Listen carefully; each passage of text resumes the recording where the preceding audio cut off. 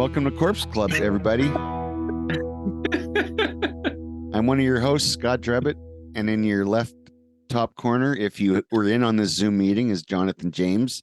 It's good to be back. Below him, Brady Bunch style, is Bryan Christopher. And then executive decision. This is our intro. We're no. This is really it. This is really the intro. Okay, yeah. Shut up then, because I have to go not least but last. Derek Anderson. That's one way to put it. Yeah, I've missed all of you guys. I've missed you. Jonathan, we were saying just before we came on, it has been many minutes. Many minutes since we caught up. Whether it's been one of us has had to drop out and then the other one is in, etc. We've been doing a revolving door thing. So it's I would say it's even been a few moons at this point. I think possibly moons. There has been some tidal changes for certain. So anyway, that was cool. I did the intro. Jonathan, back to you. I'm done. I honestly no. Now that you did it, yeah. Now that you did it, one thing I've only seen one thing in all the topics that are being. Well, that's even better. That's why you got a host. What are the topics? Yeah, Scott, tell us what the topics are. Yeah. Well, for starters, we have Scream 6, and here's the thing, folks. Without spoilers, because Bryan has a life apparently and has not seen Scream 6 yet. I'm sorry. We have to kind of do some major tippy toeing. And you know what the weird thing about it too is that, and I'm going to be very careful. And I say this to you, Derek, because I won't spoil anything, but we know you have a habit. But Heather had emailed me before before Scream came out. And she let Derek and I know that there was going to be an interview with Ghostface and that, one of us was going to have to edit and publish it. And I'm like, oh shit. I'm like, now maybe Derek will do this, but I'm like, but what if it's me? I'm like, I cannot have this thing spoiled. So for the first time in 3 years, Heather scared me enough. I went to my local theater. We went to an early showing. We stayed masked. We hid away from people. Scream 6 got me back to my. This is your first post-pandemic movie. It was. Well, I don't know if we're at post-pandemic yet. We'll argue. This is first post start of the pandemic. Yes. But it was nice to go to the theater, and because I knew this was going to be spoiled, and I'm glad it hasn't been spoiled for you. And I'm glad that you did that too, because I did not see it until Tuesday, and I think the interview went up on Monday. So I was like, I don't know if I was going to do it blindfolded or there was no way to get past it. Yeah, there was no way to get through that one. It was there were landmines all over the place. So I honest to God don't know how I haven't been spoiled yet. Well, this is what I want to know, Bryan, from your perspective, because we all know what this is like, because we've all been in this position where there's a movie coming out and one of us usually has the get-go on they're going to be seeing it for sure. The rest of us maybe not. But regardless, in our club or not, just knowing that a movie is coming out and we can't see it right off the bat, and still being in touch with your peers on social media dealing with horror, it's brutal. It can be brutal, and it's what you bring to it as well. Like if you're going to get super excited about it, a little bit of that is on you as well. Having said that, I don't like spoilers, especially like in the first few weeks of a movie. I don't know if there's a timeline specifically. Do you guys have a timeline, a cutoff for how long you'll go before you just accept the spoiler? I actually go by the energy of the crowd. So if I see a bunch of other people are spoiling it, it's out there then. I usually don't have a timeline for it. I won't bring it up unless I'm looking out there and it just seems like it's common knowledge at this point now. Yeah, I think it kind of varies for movie, because with Halloween Ends, I feel like that one had such urgency to it where it was okay, whatever's going to happen, it's going to be everywhere. So I need to see it within 72 hours of it coming out. But if then only the movie had that sense of urgency. if we can do another episode on Halloween Ends, it'll be like part 4 for us. But there's a lot to dive into there. Listen, I just got the Blu-ray and I watched it again, and I'm ready to go because I missed out on the last round of discourse, and it's it was an amazing end to a 3 film run. Sure, but let's not get off topic here. Okay, so Brian, you've avoided all spoilers on Scream 6. I think there's something to be said about like I actually like I'm not invested enough in the Scream franchise where it would super bum me out if I found out. So I don't know if there's maybe like it's like you're like they talk about like if you're falling, if you let your body go limp, like you'll be fine. Like I think there's like a level to which I'm just like going limp and I don't really care. And so it just but you haven't like noticed anything like and I guess the point I'm making is I think certainly the filmmakers did a good job I think of concealing identity or identities, whatever the case may be. They're Scream movies, right? But I also think the public has and the horror community has, and it's been really encouraging with this one. I think I haven't had to, or I didn't have to. I mean, we went the first weekend, but still there were some pre-reviews in that, and I think everyone for the most part has been really respectful, and I haven't seen it really being spoiled other than I know there's a couple dicks out there who were like intentionally spoiling it for people because dick's got a dick, right?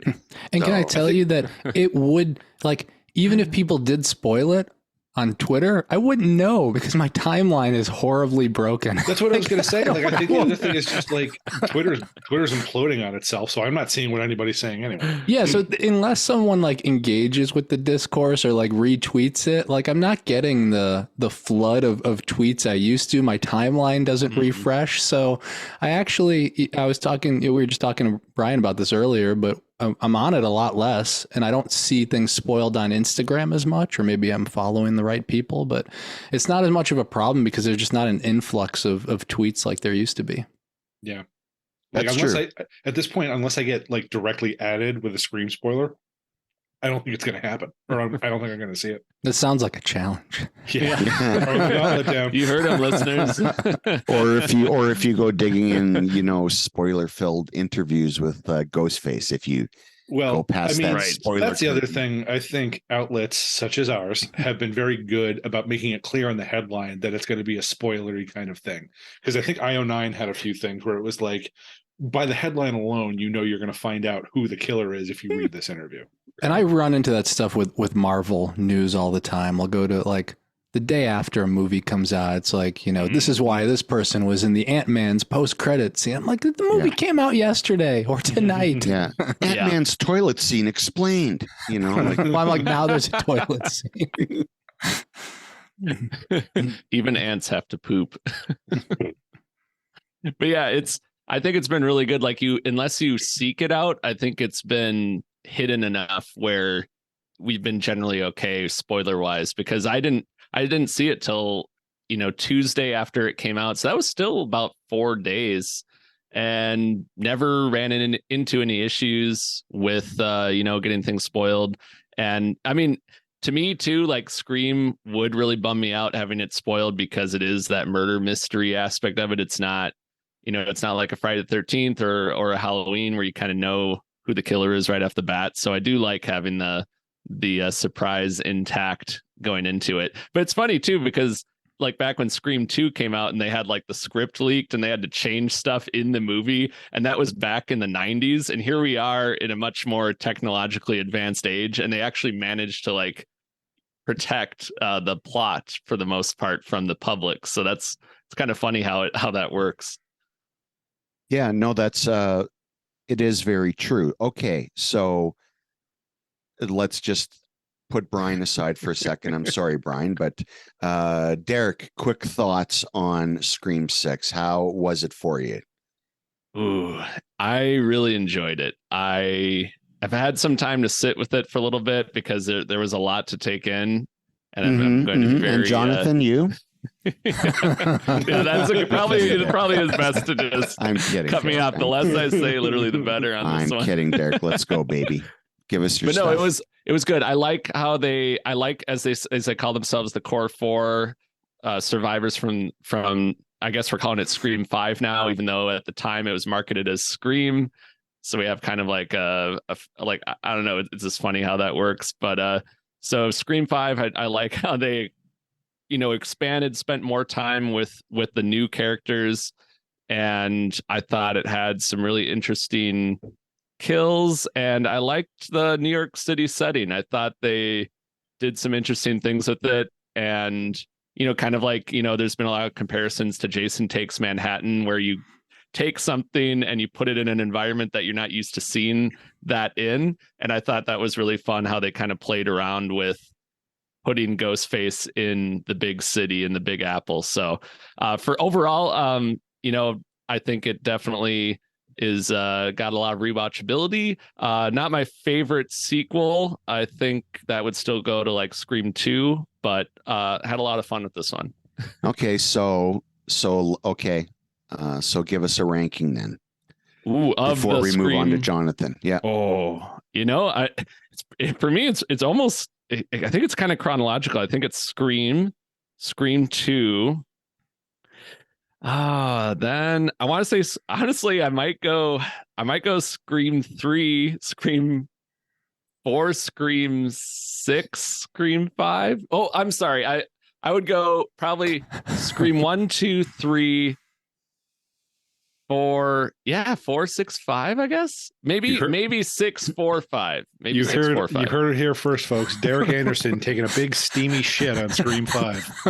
No. I mean, I thought I did a lot of cool stuff.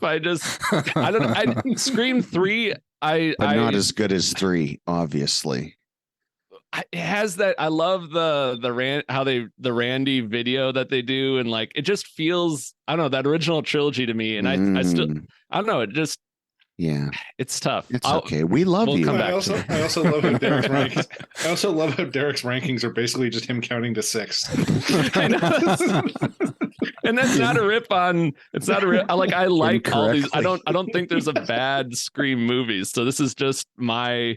I get saying you. Like I agree with you 100%. I think you could maybe switch out 3 and 4. It almost depends on the day, but I like how 1, 2, and 3 are so like intertwined. But I like a lot of what they did in 4 too. I mean, with Emma Roberts' character and everything. So it's it's basically just me counting. All right. Okay, now that's a Derek quick take. Okay, Jonathan. I liked it. Yeah, how much do you like it?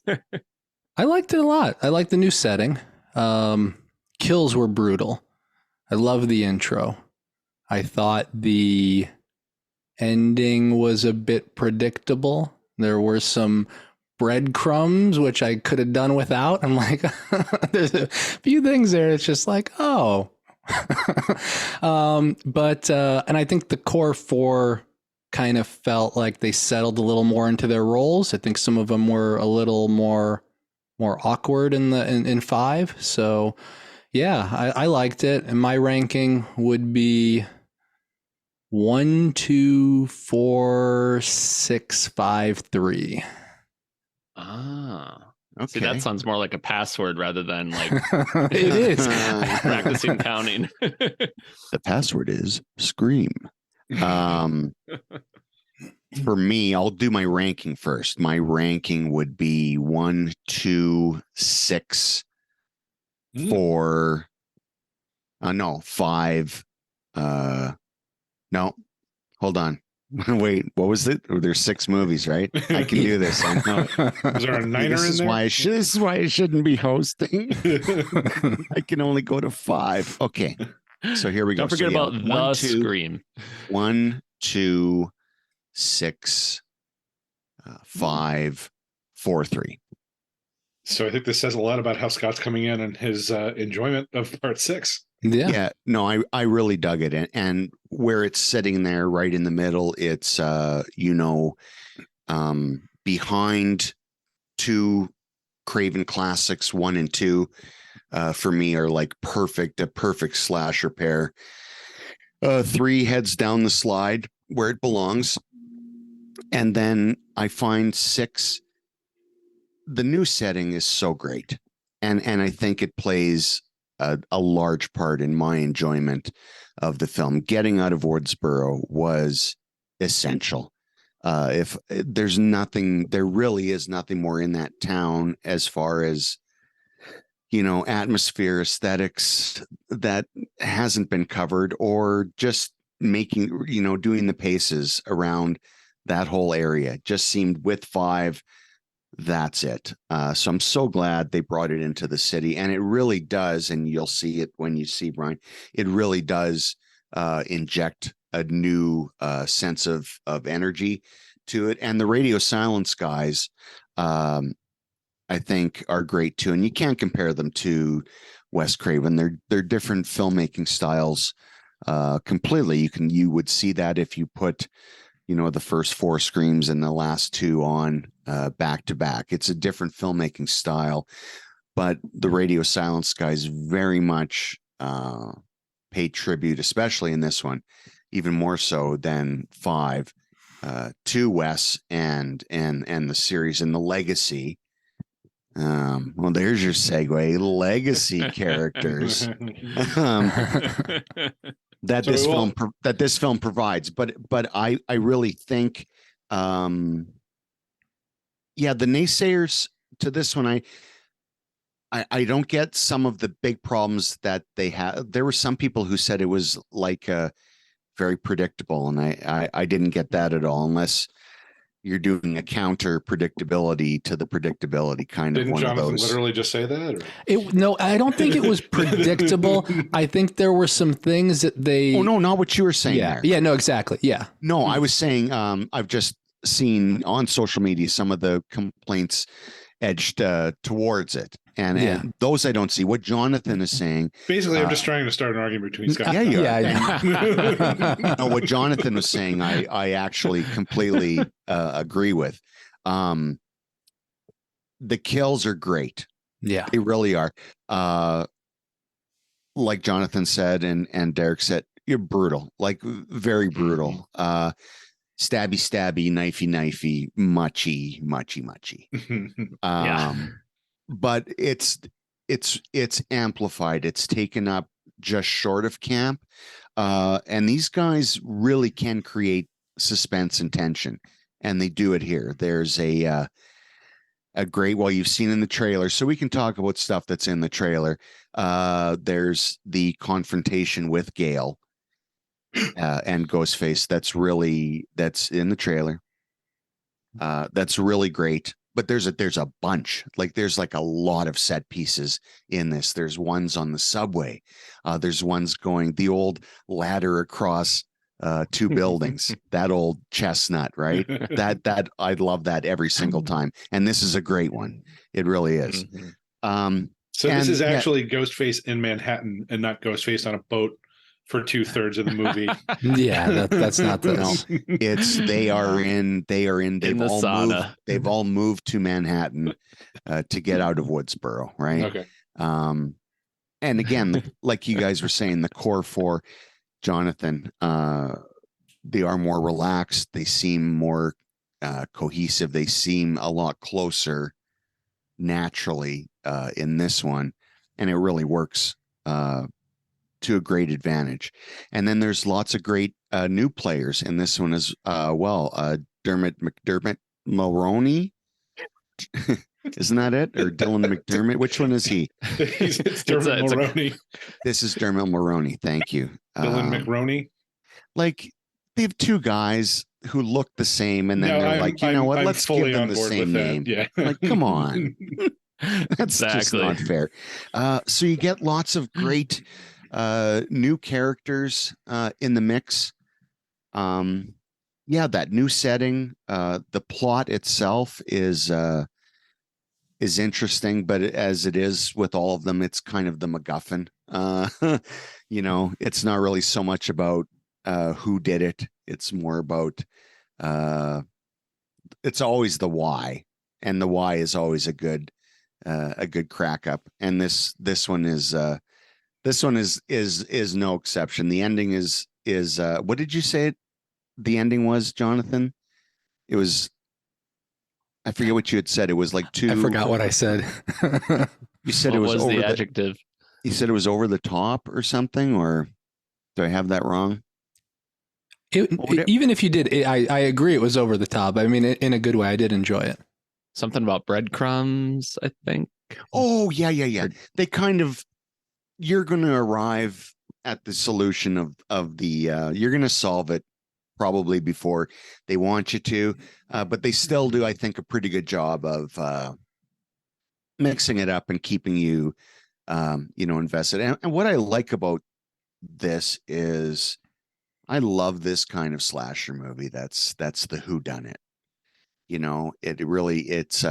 has that gialli influence in it that's been through all the Scream movies, and certainly the Radio Silence guys are fans of this. Bryan, even people with butter knives buttering bread in this movie, it sounds like a giant saber coming out of a sheath. You get the idea. It's not a subtle movie, but it knows that, and it does use that to its advantage, and it really does kind of go. It really has probably the most bonkers ending of a Scream movie so far. But it's just, That's saying something. It is saying something, but I think it's just, I think it's really well made. Not that they all are. I think 3's only crime is it to me, it's like Spider-Man 3. It's way overstuffed with ideas and people, and it's way too peopled and cameos, etc. That it just naturally is going to sink to the bottom for me. And I think that's one reason why this works as well. By not having as many legacy characters or focusing on them, it gives the new cast time to shine.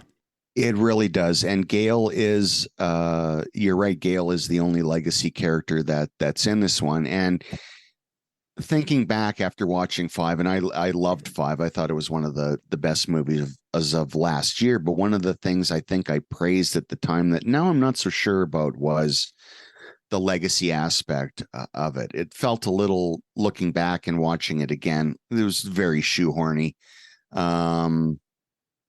with Gale and Sydney. I thought they just kind of felt like standing around waiting until they were given something to do. So with this one plays better in that respect, because yes, now we just have Gale, and she really is kind of on the sidelines in this. She's helping out with the case, of course, and she becomes, as the movie goes on, she's drawn more into it. But yeah, the core 4 is, this is clearly where we're going as the series moves on, if it should. Was not sure if it's successful or not, but only the most successful Scream movie. But made a couple bucks. Yeah, I think it's, if this, as long as this creative team sticks around, and I really like the script too. Like I said, with these kind of movies, throw some red herrings at me, pull some rugs. I'm in for whatever you're going to throw at me. So I really look forward to the next one. Yeah, and I think this is probably one of the more rewatchable sequels. I think definitely because of how quickly it's moving, the pace, the new location, the fact that you don't really you can watch this without having seen any of the other movies. Yeah, well, and they have quite a run through of each of the previous movies just based on what they're investigating. Yeah, they give you kind of enough background info. Yeah, literally a yarn chart. See, this is where be careful. This is where it gets dangerous, guys, because even without saying something, we could be inferring something that Bryan, how we all think, right? Some little morsel Bryan's going to start putting it together. I mean, Scott, if it helps, I haven't been paying attention. Okay, carry on, Derek. I saw his eyes staring off. He's like, when are we moving to Cocaine Bear? I'm so drunk. I don't even know where I am right now. But no, I think it is a good entry point to the franchise, but also still does something really different, because you could say Scream 5 was kind of a soft reboot in a lot of ways. This is where this is Brian. Oh yeah. Earmuffs. Yes, because this is how spoilers. This is how spoilers are made, kids. You can see that look in my eye. He's going there. Don't No, do it. And he put the earbuds back in. Oh, you're talking again? No, don't do it. I'm not going to say or not say. I will remove earbuds. Someone give me like a when I should put them. Sounds good. All right. Does he have his earbuds in? No, they're out. We have to give him the signal. They're out. Yeah, we can talk about anything. Oh, okay. Ooh, anything at all. It doesn't have to be Scream, though. He doesn't know.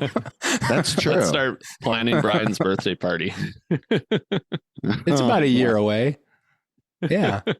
Why is he doing that hand motion? I don't actually know. I think because he realizes we're not talking about we're Scream anymore. We're talking about planning a birthday party, and he thinks we're shit talking. I know we're not. We're trying to plan a party for you. But anyway, I actually think we managed to avoid spoilers completely for you there, Brian. I think we did. Yeah. We did. Cheers. Mm-hmm. Cheers. So yeah, Scream 6 for the 3 recommended by 3 out of 4 corpse clubbers. Are we the other one has star ratings? Oh yeah, we got away from that. What's our out of 5 rating? We've been doing it this year. Really? We've been doing star ratings? But yeah, you weren't here for any of those, but I have. Yeah. Where have I been? I think I would. Ooh, sorry, Derek, we're gonna do a first. duel. Oh, I'm gonna. Oh, now I should have waited. Now the pressure's really on. Yeah. Your favorite movie on 3. I'm gonna go 4 knives out of 5 on this one. All right, I don't know what knives are. I'm just going to say 4 stars out of 5. Knives out of 5. What? No, we're not going to just breeze past that. Knives out of 5. I don't know what that is, like, Derek. Ghostface. It's 4 knives out of 5 knives. Oh, I didn't hear the 4. No. I just heard. No, he said knives. 4. Yeah. Oh, Brian, you know, Brian. 4 buttons out of stoves. No, right. I mean, we're bartering now. Sorry, that's my old man hearing. I didn't hear the 4, so I literally just thought he said knives out of 5. Yeah, I will also give it knives out of 5, or 4 knives out of 5. All right, well, there you go. Scream 6, Brian, go see it so you can be the make us 100%. I'll give it 3 out of 5. Give it 3 out of 5. You need to know your knife rating. You would too. You would give it 3 out of 5, you bastard. Okay, you guys go ahead and talk about Cocaine Bear because I have not seen it yet. Very popular. Low budget does good, and I know Elizabeth Banks directed it. I know the funny guy from Instagram gets munched in it. Oh God, Scott Seiss. Yeah, that was actually what. Like beyond the title Cocaine Bear, that was actually what drew me in because I think that guy's hysterical. I agree. I want to see how he did. Yeah. So I haven't seen it yet. So who amongst you has seen the Cocaine Bear? I think the 3 of us, right? The 3 of you have? Yeah. Okay. So this is a flip of our previous discussion then. I will say, Scott, that you do not have to worry about spoilers in this. The spoiler is that the bear takes cocaine. I'm really not concerned. You ruined the twist. I'm really not concerned at all. So the twist is it's actually meth. Yeah. Anyway, it's done quite well at the box office. Really, I think to the surprise of no one, I think everyone just wanted to go see a stupid movie with a title like Cocaine Bear. But the trailer sold it for me. When I first heard about the project, I was like, okay, that could be good. And then I saw the trailer and I'm like, okay, I know precisely what kind of brand of stupid fun this is going to be. And I'm still looking forward to seeing it. So you guys give her. So I will first of all say, like, I like the idea of Elizabeth Banks, director. She is like, I've always liked her as an actress because she is not afraid to do like character actor type work and like really like screwball stuff. And so I feel like she is bringing those sensibilities into a movie like Cocaine Bear. oddly enough, if like I really enjoyed it. If I have one nitpick about it, is I feel like somehow it didn't go over the top enough. And I don't even exactly know what like over the top enough would look like. But I don't know, it just felt like it was like just a little bit reining it in. And I think they really just like it could have gone for it a little bit more. I don't know, Jonathan, Derek, is that anywhere in the realm of what you're thinking, or am I just am I off base? That's a good question. I think it was probably going at like, you know, like 100%, like where we wanted it, maybe in those like first two acts. And I do think it kind of puts the brakes on in that third act. I had a lot of fun with it. I was, it's Cocaine Bear. Like I knew what I was getting into. But what I will say is like some of the problems that I had with it is kind of like, there are a lot of good characters and there are a lot of good actors in this movie, but I think because they wanted this movie to have a lean running time, like that stuff got cut. And maybe it should have been, but I almost feel like we have a collection of like really interesting or funny or gruesome scenes, but it's not necessarily all connected. Yeah. Like, it's like Carrie Russell, her daughter is like, it's almost a wraparound, right? Her daughter, we see her in the beginning, and then we don't get to that story till much later. We have other characters that drop in. So because we, have to kind of split our focus between that and between the drug dealers and the cops and the ranger, it's almost like as much as I like every character, I think maybe a third of the characters probably needed to go away. I would agree with that. Yeah, it was. There's a sense of it like it was a series of sequences rather than like a through line narrative, other than the Cocaine Bear. And there was evidence of there being some kind of cuts or restructuring, because if you remember, there's a death in that third act that they talk about via a flashback. And it's like, that wasn't like, that didn't need to be a flashback. Like literally you can tell that they just chopped that scene off, explained it, did like a quick cut to it because they wanted the movie to move a little more quickly. But then, like I said, but I understand the story they were trying to tell. So like all in all, I had fun with it. But I think it would have been a little stronger if we had more focus on some of those characters. And I do think it was interesting, and this is a minor spoiler, Scott, that I feel like the gnarliest death in the movie was not committed by the Cocaine Bear. Easily. I didn't know how I was going to say it. So I'm glad you did. But yes. Okay. And it was great. But yes. Yeah.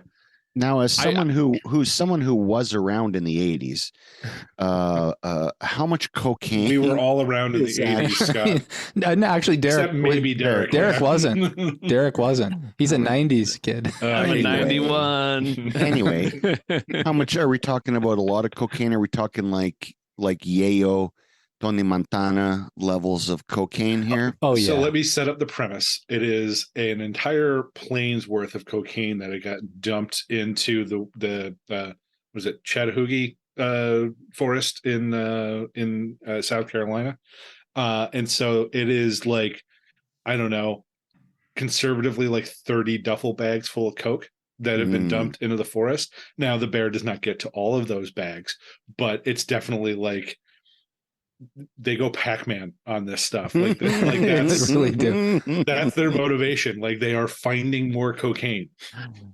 Yeah. And cocaine is like spinach for this bear. So like this bear like gets charged up on cocaine. There is absolutely a Popeye scene with cocaine. Well, yeah, but then it crashes too. Yeah, but then as the real story goes, the cocaine or the bear ate cocaine. Bear died. Yeah. The real life scenario was much faster.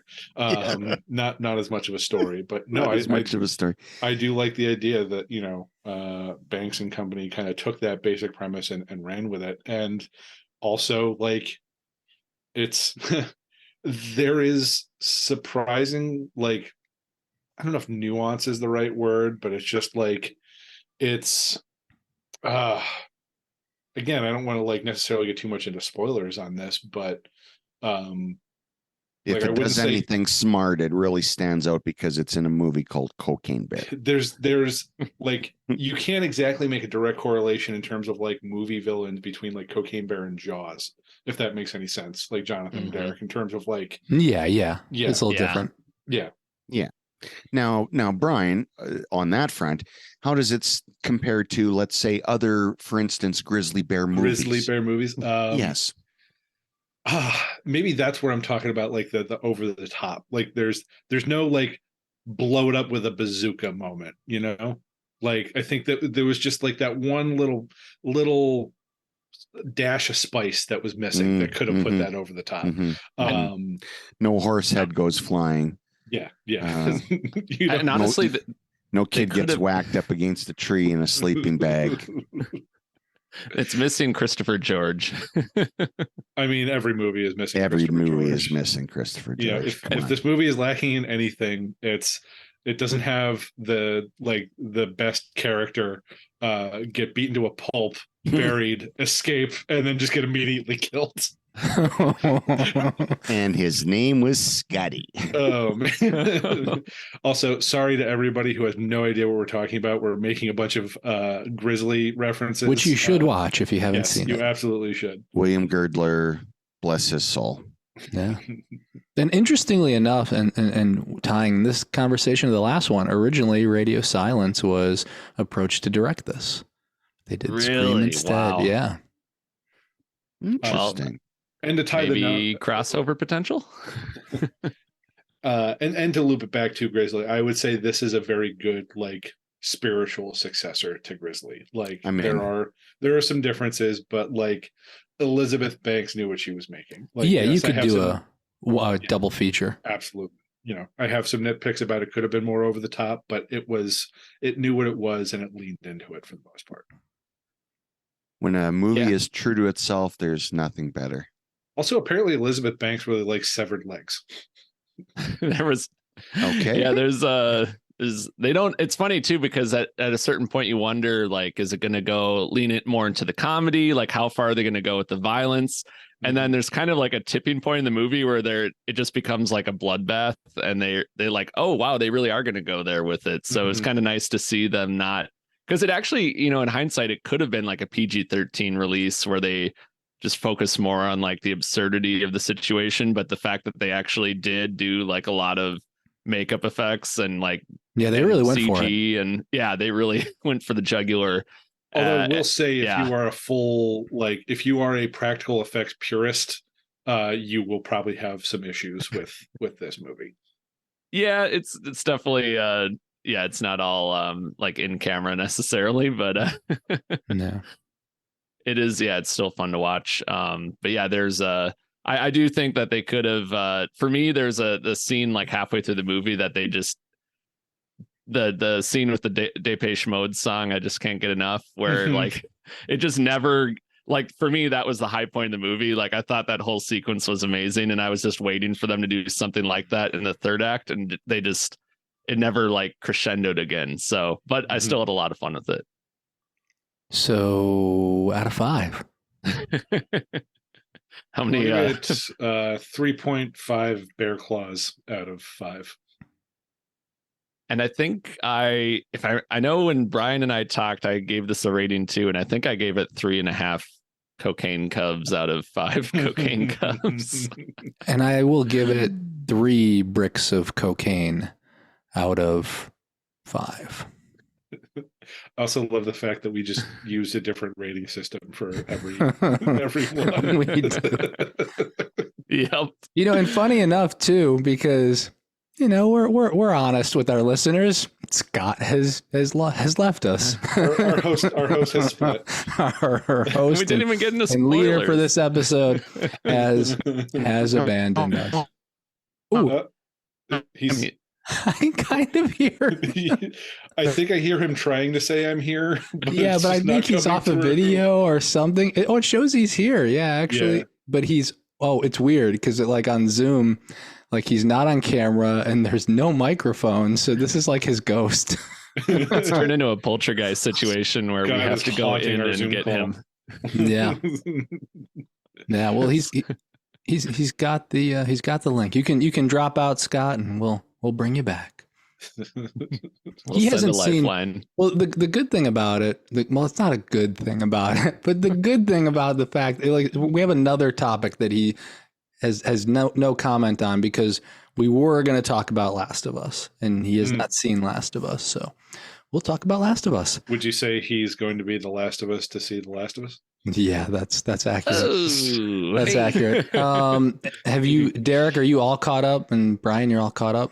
I'm not caught up. I'm still about halfway through. Yeah. Oh my god. Okay, then this will be an episode of just dancing around spoilers. Walking the tightrope. Yeah, and then there's no better chance for spoiling something than by turning it to you first, Derek, to let us know how what have you thought of this season so far? Well, the season in its entirety, because you've seen it. Yeah, I surprisingly am all caught up on this, because usually it might take me a few months or a few years to get around to something this popular, but it's been quite the ride. And without giving anything away, I'll just say I really appreciate the consistency of quality across the 9 episodes that we got throughout this first season. I love how they kind of were having just played the video game it's based on. I love how they adapted it. I love how they were like economical about how they split things up, and there never was like any filler to, like, this is a show that I know where there's going to be another season, and I know there's another video game to adapt, but like this first video game could have stretched it out to 5 seasons if they wanted to, and they probably would have made a lot more money and everything. But like the fact that they just condensed it to 1 season and like were very tried and true with how they adapted the game and just kept the pace going, and just really made it so that you were always on the edge of your seat and there was always an intensity there. I really appreciated that. So I had a lot of I don't know if fun is the right word, because it's such dark material and every episode makes you want to kind of curl up in the corner and just and have a good cry. But I will say I think they knocked it out of the park, just looking at it as an entire season and what they chose to flesh out from the video game, and then also what they just chose to pretty much adapt frame for frame from the game. So and of course you can enjoy it without playing the game, so it's really cool. I think it's definitely one of the best seasons of TV I've ever seen, and I think it will be one that will stand the test of time, hopefully. That's great. You know, I was thinking about, well, what am I going to rate this? And then I think actually we were using a scale of 10 in previous episodes. Oh, really? So I think we've used a 5 scale. I'm pretty sure I used a 10 last time when we were talking with Tamika. But anyway, I digress. With the Skinnamarink bones. No. I remember what happened with that when we were talking with Tamika, because she gave something like a 10 out of 5 or something. Like the joke was. Oh, see, I knew there was something there. Okay. Yeah. Yep. Keeping me honest. I think we've been doing a 5 scale. Well, Scott says to tell everyone, hey everyone, Scott is in the quantum realm. That's where he is. He's gone to the place with tiny particles and tiny little civilizations and his name is Scott, so. And all that. Yeah, it's totally possible. And so hopefully we'll get him back soon. But he can add nothing to this conversation. I haven't seen comments about this because, like I said, I'm barely getting any tweets these days. But I can imagine that some people were like, "This is the show The Walking Dead wishes it could be," and I don't think that's entirely fair, because I don't think you'd have a show like this without The Walking Dead kind of paving the way for what you do with zombie shows and post-apocalyptic shows, practical effects. And then I also think they were dealing with, and the number of characters they have. But what I will say is that The Last of Us has learned from The Walking Dead and its successes and stumbles over the years, because this is a story that doesn't, like, it's hyper focused on character, and specifically it's 2 characters. It's 2 main characters. It's focused on them more than you getting, any kind of creatures. And we get some of those, but very rarely. Whereas, a show like The Walking Dead had to kind of keep amping it up, right? It was, how do we continue to escalate? It's like, okay, we got a zombie. Now we got super zombies. Now we got a herd of zombies. Now we have a herd of super zombies, essentially, and we get little glimpses of that. But like I said, really, The Last of Us is not worried about that. And there are other elements too, especially as you kind of get in the later episodes, where the action, where you would expect it to be, this really intense, kind of well choreographed action moment, again, like you'd see in The Walking Dead, and they kind of gloss over that instead focusing on what that character or characters are going through. And so I really enjoyed that. And I think it kind of shows, even though these are like different kind of zombies, that it really isn't like, people will watch this. It's not like zombie, kind of like vampires, right? Zombies, vampires, all kinds of like creatures, will come and go. They'll get more popular and less popular. If you tell a good story and have good characters, it doesn't matter if it's zombies or whatever it may be, people are going to watch it. Yeah, I would definitely agree with that. I think it's and with the violence too that you mentioned, it's there's like a brutalness to it, where there's a realism to it, where it's nothing. It's just very like, okay, here's how it's messy. It's in your face. It's just there's just a grittiness to it, I think, that runs throughout the entire show that kind of adds to the horror of what they're going through, and really truly makes you feel like nobody is safe. And it's each thing takes a toll on. I mean, we already see a very kind of broken character in Joel when we meet him after the flash forward, but we see how this world changes people. So it's interesting how they've done that. I could not agree more, Derek. Bryan, what are your thoughts on this? I really want to hear you flesh things out, because I think we've been talking quite a bit, Scott, and I know you've been really just kind of like absorbing what we've been saying, and I kind of want to get your response to our conversation so far. Well, what I find interesting is that the show is filmed right here in Alberta, which lends it a lot of atmosphere. Especially in episode 3 when you don't want to spoil it, so it's good because you don't want to spoil it. And then of course later on in episode 6. So overall, I think yes. All that to say, welcome back, Scott. We have been perfectly honest about the fact that technical difficulties have interfered. Everybody, Scott is back from the quantum realm. I am indeed. The good news. No, never mind. I botched it up anyway. So you guys were talking about The Last of Us. I still haven't seen it, and I'm not trying to snub the show or anything at all. I just have not. Again, volume and time and all that good stuff, right? But I am done irreparable damage to your relationship with Pedro Pascal. I just need you to know that. Oh, you know what? Just as can we sidebar for a second? We watched, the missus and I, the other night, the Nicolas Cage, Pedro Pascal buddy comedy. Unbearable Weight of Massive Talent. The Unbearable Weight of Massive Talent, and I have to say it was just delightful. I absolutely were charmed, just got our pants charmed off by both of them. But Pedro Pascal, I by this point, he can do anything and do it the best. That's what's so great about him. And he has, his career is really just getting going for a lot of people, so I'm so glad that the show is doing well and that people are responding to it. I have just not gotten around to it yet, but yay fungus, I will get there hopefully soon. Yeah, and there's not many episodes, so you can catch up anytime. Yeah, well, yes, I can. I said I would get off my back. Do it now. Okay. So, yes, the Bryan said we should talk about the final trailer, all the trailers, but let's talk some Renfield then, shall we? From the Universal stable. Yes. This Nicolas Cage, Nicholas Hoult, Awkwafina film. Does this not seem to you? I was thinking about this earlier. Like a, is it really not a workplace comedy?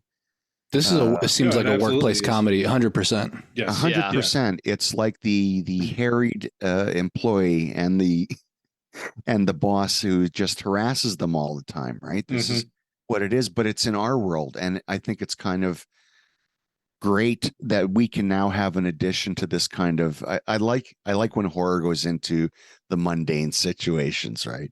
And this is like, this kid is, but he could also be probably like a production assistant in Hollywood somewhere, right? Or the assistant of an executive or a movie star or whatever, right? Like there's any amount of any master servant scenario, any boss employee scenario, it all fits in there. And especially the latest trailer really lets you know that they came to play in the red.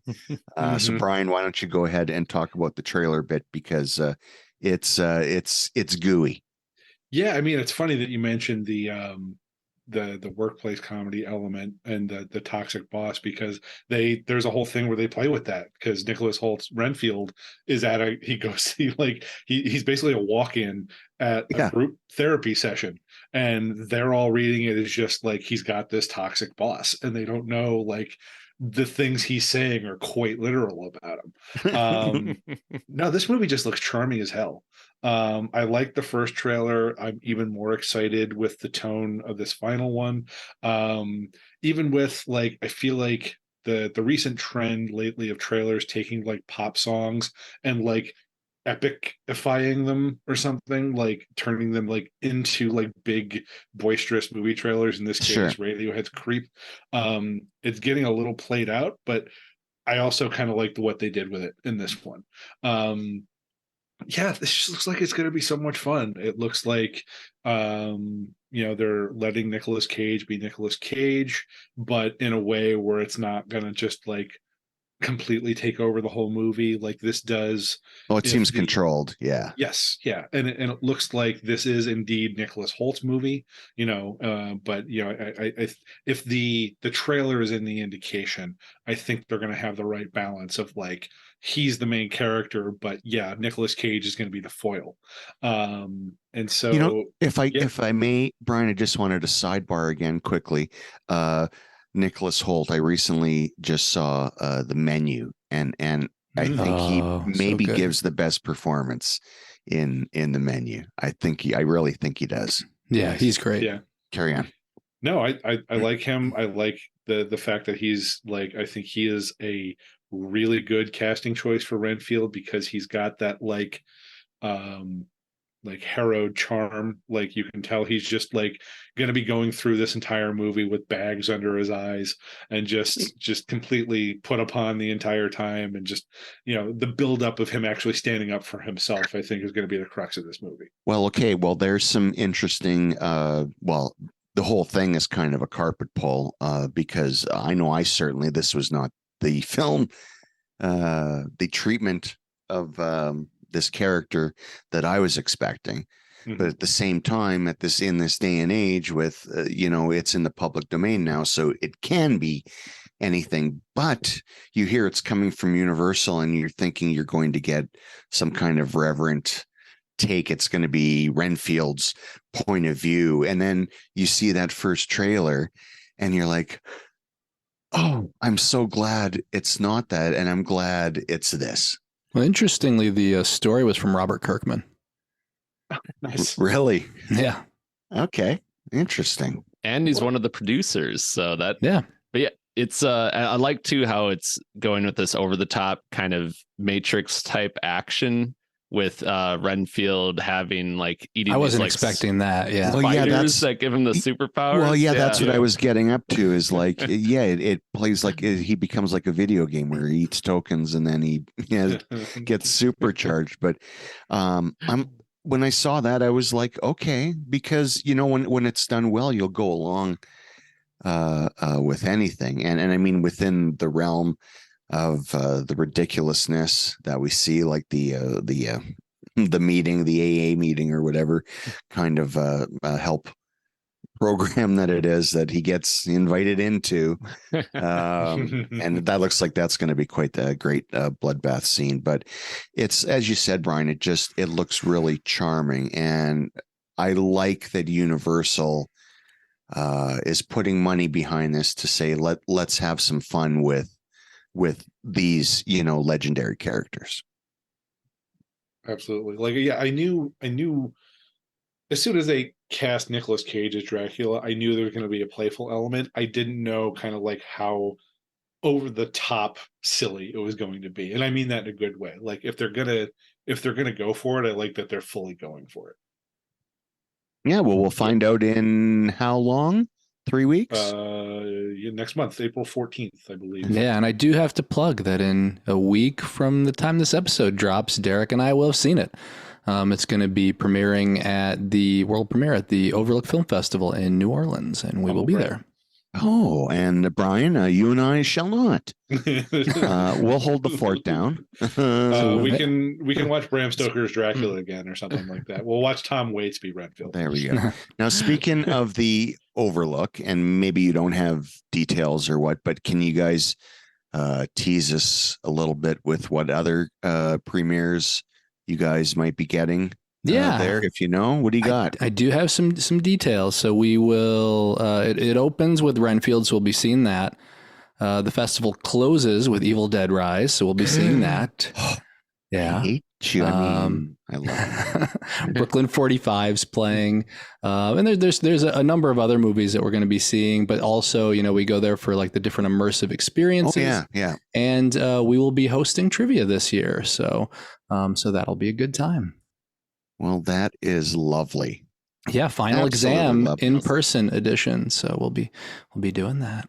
I'm so happy for you. Yeah, we want you to be here. I know. No, Brian and I are swelling with pride. Scott, you too. There's not, what do you call it? There's still time. Passes are, they changed the way passes work, because it used to have both the films and the immersive, and so it was like $200 or $250, but I think it's like $65 for a pass for the whole weekend. So I mean, it's a good value. They're not paying me to say this. I'm not going to lie. That is a great value for entry into the festivities. Are the plane tickets also $65? Well, I was getting around to that. That is the part that may hurt. And the hotels, I'm sure, easily 65. Derek will share. We used to pack a lot of people into a hotel room for Comic-Con. It was like five people to a room. People sleeping on the floor. Yeah. I slept on Derek last year. That's funny. The good news is that like we were in the perfect spot. We were like, and there's two hotels that are right next to the convention center, so we were there, but they're more expensive. And we only had one room. So yeah, we all packed in. And as other people like came into town, we just used our room as a staging area. Sometimes people would sleep, sometimes people would be working. It's like as the week went on, there's more and more people. Like it was a comedy skit. I'm like, where are they coming from? Yeah. How many people do you know that are coming through town? But it was great. We had people on the floor. That's the 1 year. You had to bunk with Derek is, I think, a tier 6 Corpse Club Patreon. I try not to snore. That's funny. Thankfully, none of us did. I don't know how that worked, but yeah, nobody snored. So or we're just too tired that you don't even realize it. Yeah. And I got tired of, in some cases, it was like kind of get burnt out from Comic-Con. And it's pricey, but now I miss it. I want to go back to San Diego. I don't know I'll be doing that this year, but hopefully one day. The Bay beckons. Well, but first you got Overlook, so dry your tears, little one. Okay. And on that note, that'll bring us to the end of this episode of Corpse Club. Yay! Scott, nice job. We want to thank you. I'm not done. First, we want to thank Brian, thanking you, our engineer, Heather's fella, great guy, Awesome. Wonderful job, Bryan. And thank you every single time that you help us out. You are the best. And don't forget to rate and review us on all your favorite apps. What with your apples and your I don't have my script in front of me, so this isn't as smooth as it usually goes. But get out there and rock the vote. And keep corpsing. There's only one. The end line is until next time. Until next time. Stay scary.